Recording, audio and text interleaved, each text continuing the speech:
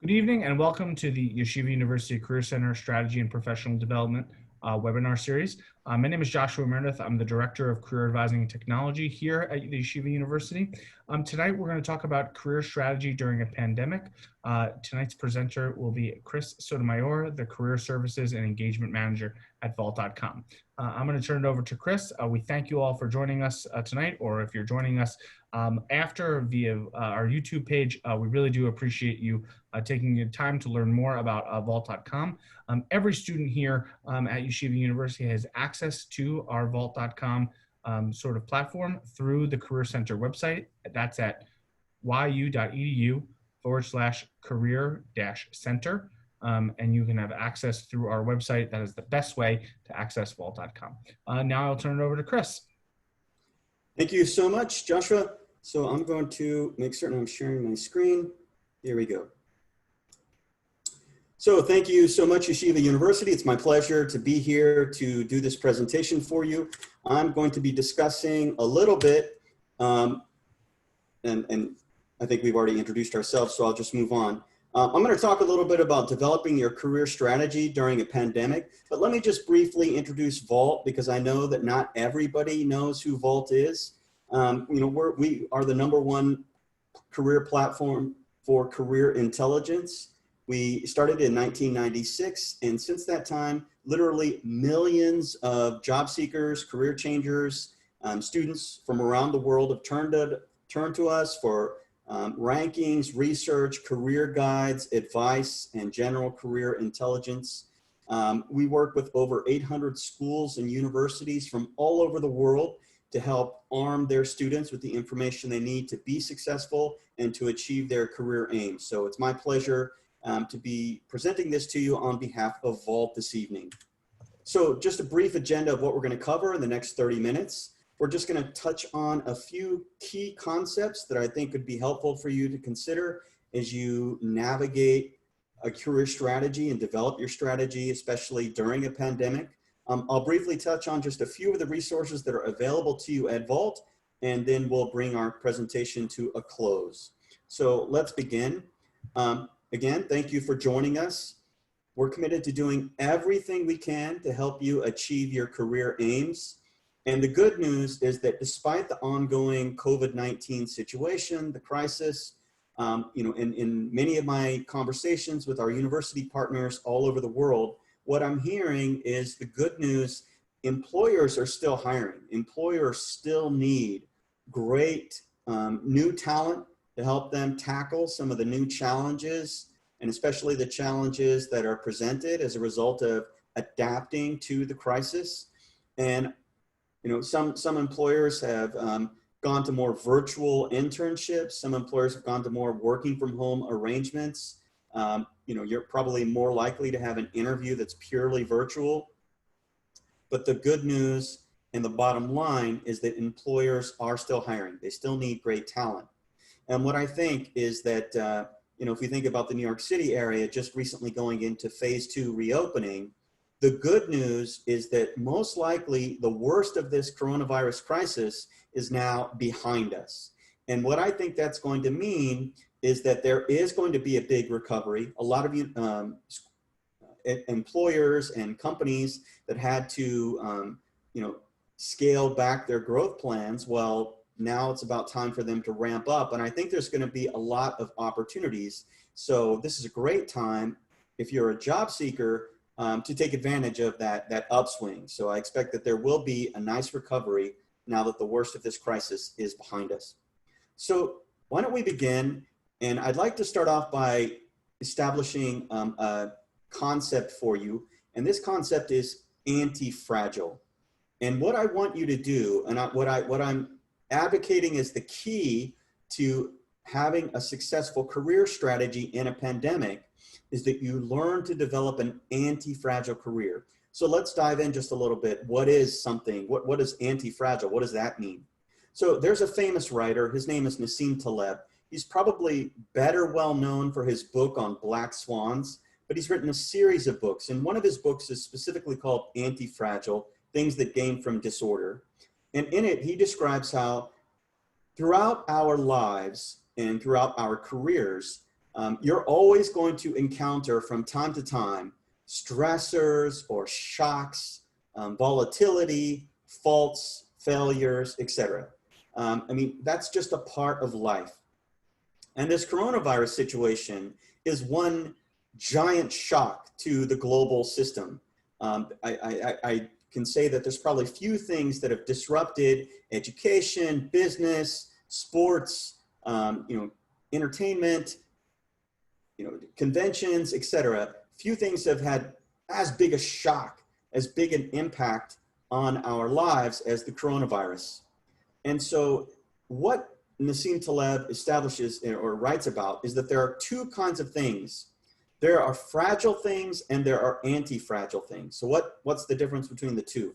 So a fragile thing is something that when it encounters a shock or a stress or a crisis, it gets weak or it even dies. And you don't want to have a fragile career, because throughout your life, there will be multiple shocks. There will be multiple crises. And you don't want to have a career that when that crisis happens, your career weakens or just totally comes to an end. On the other hand, Taleb describes something as being anti-fragile if when you encounter a stressor or a shock or volatility, rather than getting weaker, you actually get stronger, you thrive. And so I really want you to develop an anti-fragile career as the key to being able to navigate your career strategy during a pandemic. So how can your career get better? How can you get stronger and thrive rather than get weaker and die? And that's the nature of some of the suggestions that I'm going to make in the rest of this presentation. So another foundational principle that I want to talk to you about comes to us from the Japanese idea called Iki Guy. And in my role as a coach, I've worked with literally thousands of clients. I'm probably over 3,000. And I've worked with people in the very early stages of their career, right after they graduate from university. And I've worked with people in the very advanced stages of their career, senior executives and even CEOs. And the one thing is, some of my more advanced stage clients, they'll often give advice about things they wish that they had done differently earlier in their careers. And what I find is that a lot of people that I speak with early in their career, they're just focused on the answer to what can you be paid for, or what job can I get? What job can I get right now? But Iki Guy sort of challenges us to look at the longer term. What is our purpose in life? What gives us longer term fulfillment? And what can make us happy over the longer term? So beyond just looking at what you can be paid for or what kind of job you can get, it also asks you to think about, well, what are you good at? Because studies have shown that when you do things that you're good at, you tend to be happier, more fulfilled. So it's a really good idea for you to understand, what are you good at? What do you do better than, say, 90% of the other people in the world? For some of you, the answer might be you're really good at working with numbers or doing calculations. For some of you, it might be I'm really good at working with people, or I'm really good at working in a group. For some of you, it might be I'm really great at writing code, or I'm really great as a writer. Whatever skills you have, you really want to understand the part of you that what are you really good at and better at than a lot of other folks. You also want to think about, of course, what you love. Because if you're working on something that you really have passion for, something that you really care about, you're going to be motivated to go that extra mile. And you're going to be happy because you're working on a problem that you really care about. And of course, the last question is, well, what does the world need? Because especially during a crisis or during a shock or during some sort of volatility, basically the world is going through a big change. And so what the world needs may also change. So Iki Guy sort of asks you to consider what is the overlap between what you can be paid for, or what kind of jobs you can get, what you're good at, what you love, and what does the world need? And if you look at that overlap, that sweet spot right in the middle, that is your Iki Guy. And if you can find that center, and if you can work in an area where you're touching on all of those things, you're much likelier to be happier. You're much likelier to have longer term fulfillment. And this is really what you should be caring about, more than just what's your next immediate job.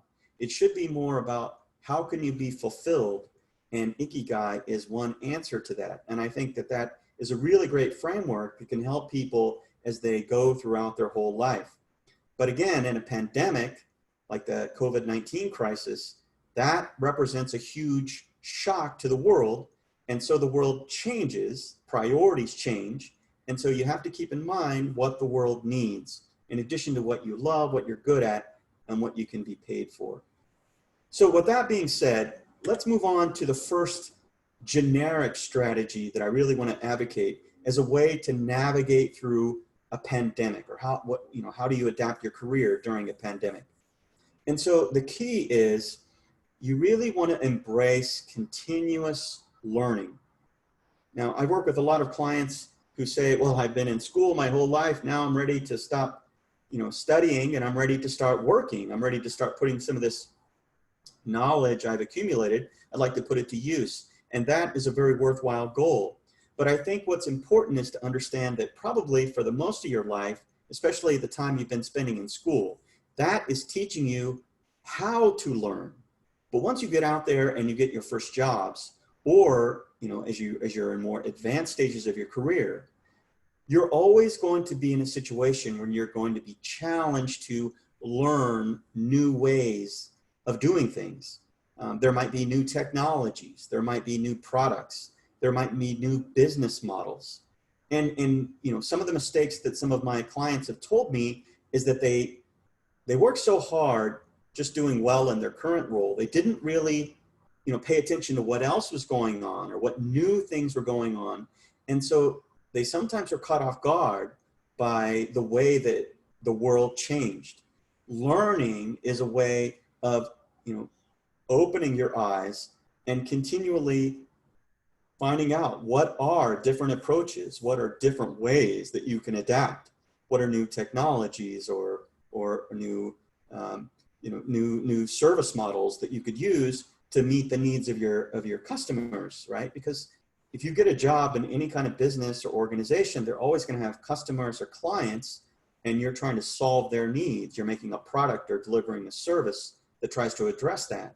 Learning is the way that you improve the way that you deliver value to your customers or to your clients, and the way that you can incorporate knowledge to help you to learn. This is a way that you can have a career that would be anti-fragile, because even during a crisis or a pandemic, you would be able to adapt based on your learning. At an early stage, part of the reason why employers like to hire college graduates is because college graduates often come to them with fresh learning, new ideas, new approaches, an open-minded willingness to try new things. And so that's part of what you hopefully would derive from embracing continuous learning. You're really able to distinguish your ability to work with knowledge, to work with new approaches, and your ability to share that knowledge and those new approaches with others. And that really helps you stand out and makes you attractive to employers, regardless of whether or not a pandemic is going on or isn't. Now, a second generic but critical component of a lifelong successful career, of an anti-fragile career, and of developing and navigating your career strategy during a pandemic is about your relationships with others, because the world is made up of people, and every organization and every company is filled with people, and people interview other people, and people hire people. So your relationships with the other people around you are such an important aspect. And this is, something that a lot of times people neglect. So some of the people that you're close to now in university, at the point that you graduate and you move on and you get your first job and they get their job, those ties may weaken. But what I would recommend is that you make a concerted effort to strengthen and maintain long-lasting relationships with the people around you, both fellow students that you go to school with, family, And when you start working, your colleagues. But even more than that, one of your most important relationships is going to be with your boss or with your supervisor, because that relationship is a critical relationship. In any job that you're in, if you have a strong relationship with your manager, a strong relationship with your supervisor, he or she is much more willing to invest in your professional development, your training, the learning that's going to help you grow in your career. They're also much more willing to trust you with those most important strategic assignments that really stretch you and help you to grow. On the other hand, if you have a poor relationship with your manager or supervisor, if your supervisor or manager does not trust you and does not really see you as being a strong member of the team, they're going to be much less likely to be willing to invest in any kind of professional development for you. They wouldn't be willing to invest in your training, and they certainly wouldn't trust you with those most strategic assignments, because those are really important and they're afraid that you would let them down. So learning to develop strong relationships with others, and especially your supervisor, this is a key way that you can have an anti-fragile career, and you can navigate during a pandemic, because during a pandemic or during a crisis, who do we turn to? We always are going to turn to first the people that we really know and trust. And so if you have a good relationship with others, when somebody has a need inside an organization and they say, hey, who do you know who's really good at this? Hopefully somebody that you know can say, hey, you should talk to Susie, or you should talk to John. She is really excellent at this, or he's amazing. You should, he would definitely be a great contribution to this team. And then you would be on the short list, and your odds of getting that role dramatically improve.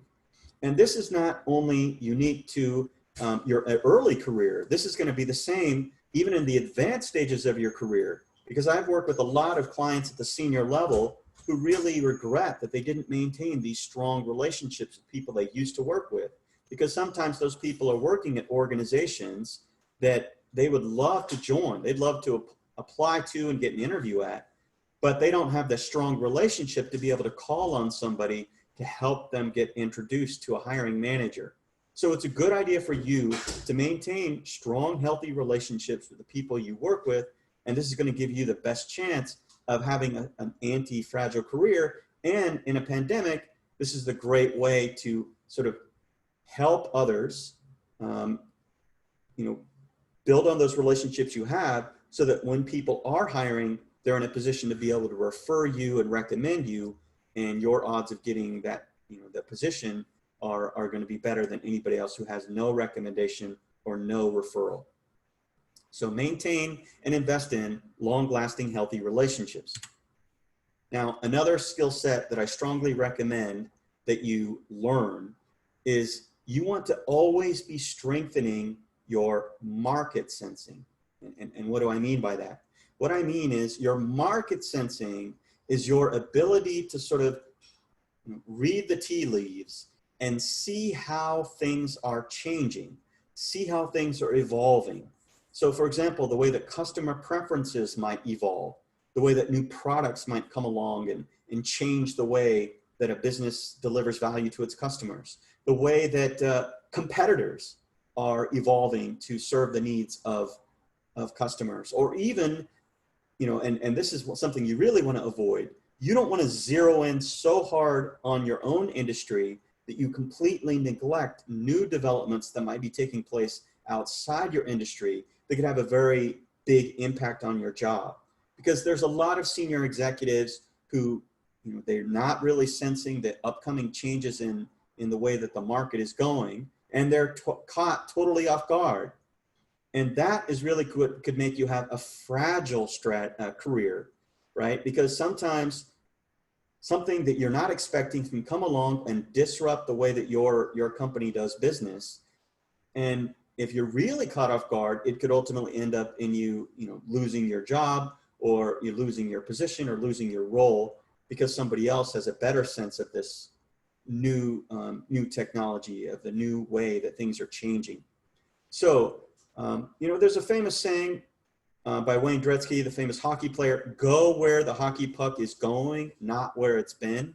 you want to be able to sort of anticipate the way things are changing. And then you want to be able to use that understanding to develop out your skills or your network in a way that you'll benefit from those changes, right? So a few years ago, if you had known how critical it was to develop an ability to work with data, an ability to tell stories with data, to analyze data sets and to put them together and to use them to develop machine learning models, for example. If you knew how important that was, obviously hindsight is 2020, but you could, train yourself, you could take classes, you could meet some people, you could join a group, you could strengthen your own knowledge so that you would have an opportunity to have these in-demand skills. So your market sensing coupled with your learning and your relationships is a way that your career can adapt and pivot so that you can survive even during a pandemic. And when you're in a pandemic like now, obviously COVID-19 has made working from home arrangements become really, really critical. And so solution providers that improve the experience of working from home, or in the case of education, solution providers that can help improve the virtual education environment, those kind of things are going to be much more in demand in the near future.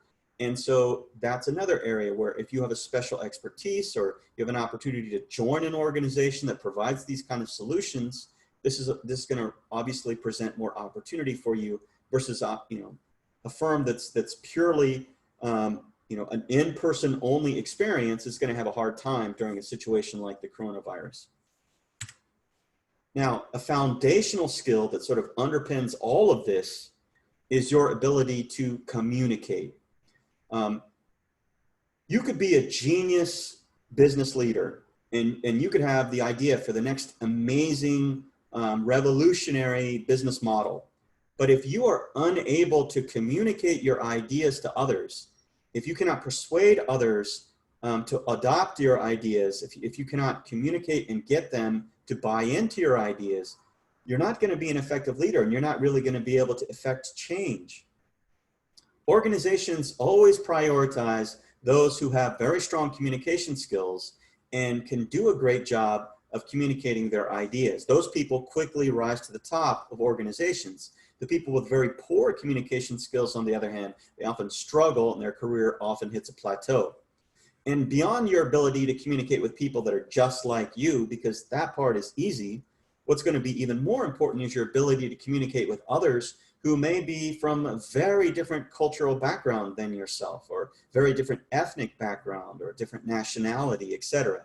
So your ability to communicate across cultures is also a really critical skill.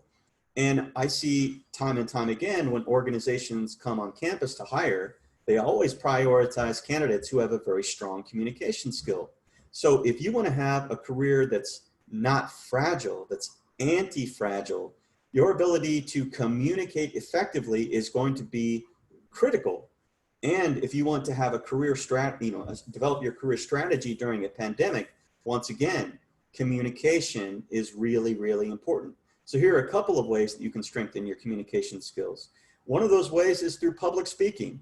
If you're not so great at delivering a speech to a group or to a large audience, you can get better. There are organizations like Toastmasters International with chapters all over the world and all over the US. You can join that kind of organization.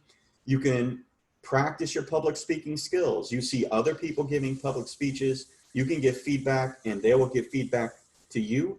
And through practice, you continue to improve. And so that's one way that you could definitely improve your public speaking by joining an organization like Toastmasters International. But beyond your public speaking, there's also, an ability to effectively writing persuasive emails, writing a report, or even the ability to create a web page or write the copy that's used on a web page to persuade others to use your company's products or services. All of these are critical communication skills, and it really would behoove you to make the effort to continue to invest in and strengthen your communication skills throughout your entire career. And again, during a pandemic where you're going to be doing a lot more Zoom type communication, where you're going to be doing a lot more video calls instead of in person, there are some things you can do that can strengthen your communication skills. One is having a good microphone to make certain that the audio quality is good, but you should definitely practice and get good at being able to speak well on a Zoom type call, because that's going to be something that's going to stay with us throughout the rest of our lives. We're going to continue to use a lot more virtual communication rather than face-to-face. So that's another skill that you might want to develop. The last generic strategy that I want to talk to you about is merely that I was a little surprised in some of the students I worked with when some employers would come on campus and do presentations. The employers would have some executives who had been with the company for 20 or 30 years. And some of the students that came to me would say, I don't know if I can really commit to one company for all my life. I think I'd only want to work for a company for 2 or 3 years, and maybe I might want to change and do something different. And that's totally okay. Obviously, we live in a world where the odds of you working at just one company your whole life for 20 or 30 years is probably quite low. There was a time when it was very common to work at one company your whole life, but the world has changed. And so you're probably going to be working in multiple organizations throughout your career, and probably only spending, brief stints, 2 or 3 years before you may move on and do something else. And so what I recommend is that you get into the habit of setting time-bound goals, evaluating your progress, and then setting new goals. And if you keep doing that throughout your career, every 2 or 3 years, you set some new goals, you measure yourself against those goals, you evaluate your progress, and then you pivot and change direction.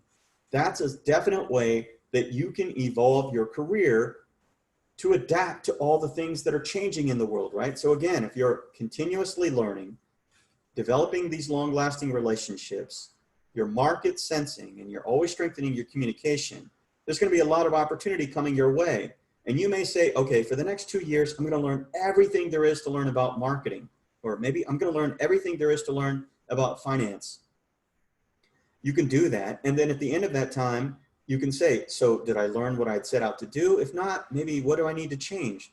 So I've been learned really a lot about marketing, but now I'd like to dive in a little bit more into the sales numbers and how to be a more effective salesperson. Or maybe you've really learned all there is to learn about finance, but now you want to learn more about operations, or you want to learn a little bit more about strategy. Whatever it might be, you can set some time-bound goals, go for it, really put your head down and knock it out, and then come up and remeasure, what did I do? What am I going to do next? And set new 2 or 3 year goals. Keep doing that throughout your career. And that's a great way to keep your career fresh, continue to pivot as you need to be able to navigate a crisis or a pandemic.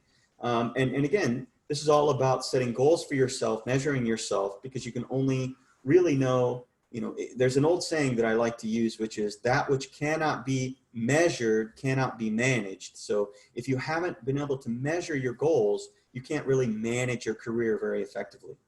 So those are the 5 generic strategies that I give you to sort of help you to develop your career strategy during a pandemic. These strategies, if you embrace them, they're going to help you have wild success, both during a crisis such as a pandemic, as well as throughout the rest of your life.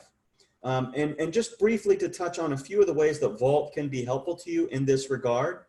So Vault has numerous, over 250 industry and profession guides. So that's a great way to embrace the learning, to do the market sensing, to understand what are the new technologies, what are the new industries, how are the industries changing, how are employers adapting. You can do company research and ranking, again, to find out about some of those employers that are out there that might be, which employer could be a good fit. If one employer may not be such a great fit, you can use Vault to find other employers that may be similar. You can find general career advice ranging from resume templates, cover letter templates, many interview questions. Of course, we have a blog that's updated every single day with 3 to 5 articles, fresh content on navigating a career during the coronavirus. And we have lots of presentations just like the one I'm delivering now. So those are just some of the resources that are available to you at Vault.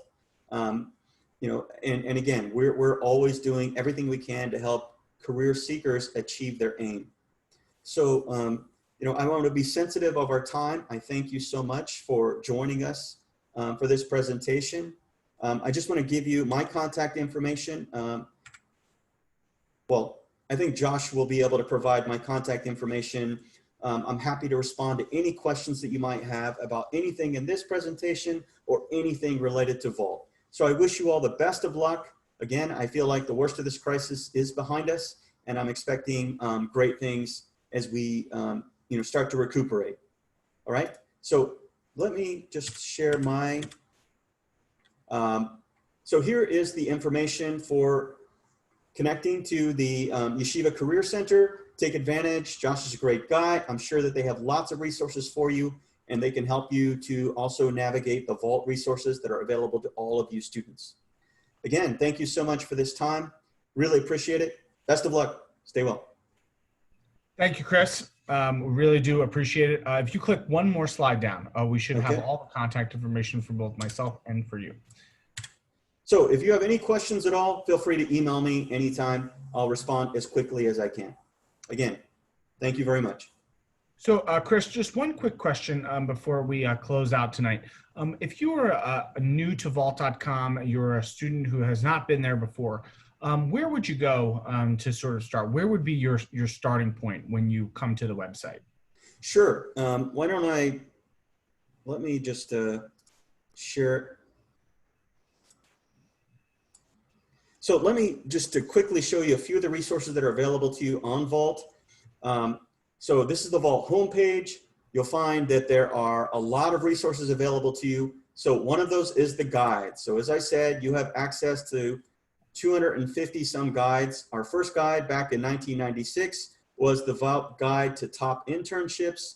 That guide has been continuously updated since that time. We've dramatically expanded our library, so we're up to about 250 guides. We have guides across a whole range of industries, from accounting to banking to consulting, insurance, media, entertainment, you name it, we have a guide. And we're always rolling out new guides. I'm really excited about some of the guides we have coming later this year. But if you wanted to go to one of the guides, you'll be able to access the guide. Let me just log in really quick.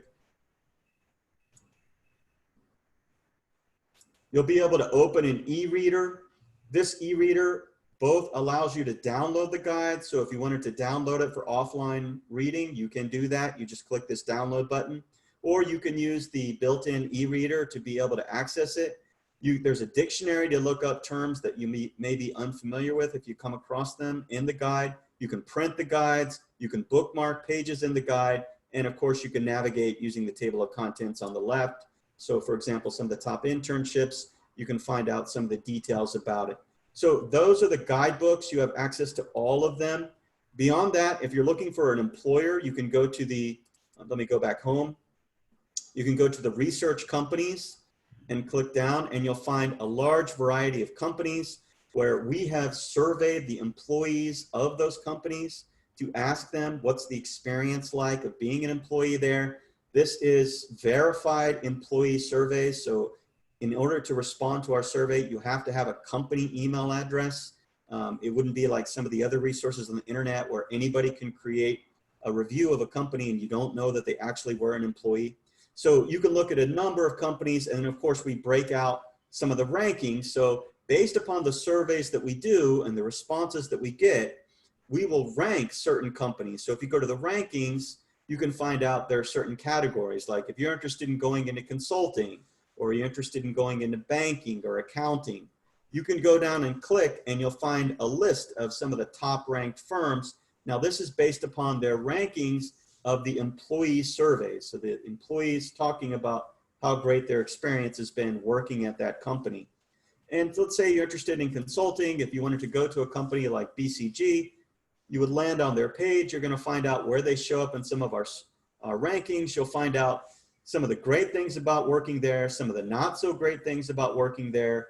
You'll find out some information, recent news stories, and then we take the surveys that we've administered to their employees, we break it down and give a verdict based upon factors like culture, quality of life, career development, etc. And if you want to, you can also read the reviews.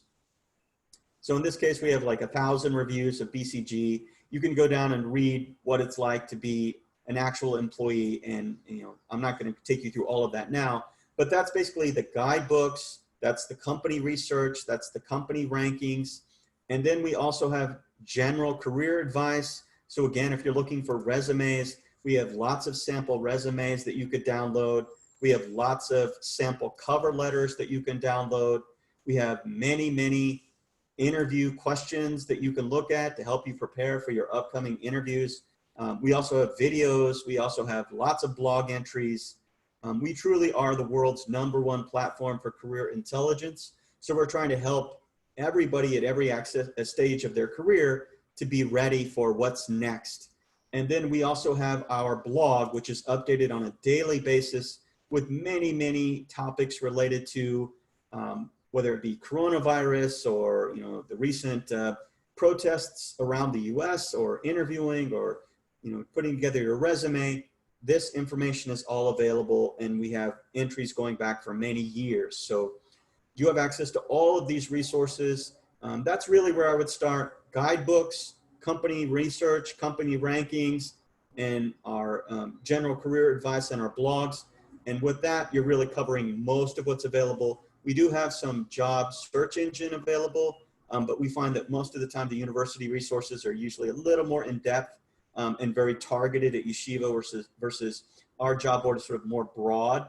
But there are jobs there, and you're welcome to take advantage of that if you're looking for a new position. But that's sort of an overview of Vault in brief. Again, I'm happy to answer any questions. You can email me or let me know, and I'll be happy to answer any questions that anybody has.